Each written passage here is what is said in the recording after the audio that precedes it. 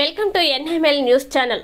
కబడ్డీ శిక్షణ శిబిరం వెల్టూరు ఉప్పునుంతల మండల పరిధిలోని వెల్టూరు గ్రామంలోని జెడ్పీ హై స్కూల్ మైదానంలో కొనసాగుతున్న జిల్లా స్థాయి కబడ్డీ ఆట 35వ సబ్ జూనియర్ శిక్షణ శిబిరానికి శుక్రవారం ఉదయం గ్రామానికి చెందిన సీనియర్ నాయకులు పెద్దలు కాసిరెడ్డి కళావతమ్మ జంగిరెడ్డి దంపతులు హాజరై క్రీడాకారులను పరిచయం చేసుకుని వారికి 50 కేజీల బియ్యం మరియు కనీస అవసరాల ఖర్చులకి కొంత సాయం చేస్తామని హామీనిచ్చారు.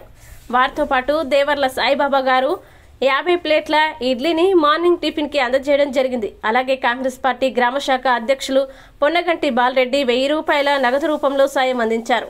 ఈ నెలలో నిజామాబాద్లో జరిగే రాష్ట్ర స్థాయి కబడ్డీ పోటీల్లో ప్రథమ స్థానం సంపాదించాలని వారు కోరారు. ఈ సందర్భంగా వారికి విద్యార్థులు శాల్వాతో సన్మానం చేసి గౌరవించారు. కార్యక్రమంలో వారి వెంట పాఠశాల ప్రధానోపాధ్యాయుడు ఆంజనేయులు, పీఈటీ రమేష్, ఉపాధ్యాయులు రవిశేఖర్, రవి, రవీందర్, సురేందర్, వెంకటయ్య, యువకులు గుద్దటి బాలరాజు, సంహద్దు తదితరులు పాల్గొన్నారు.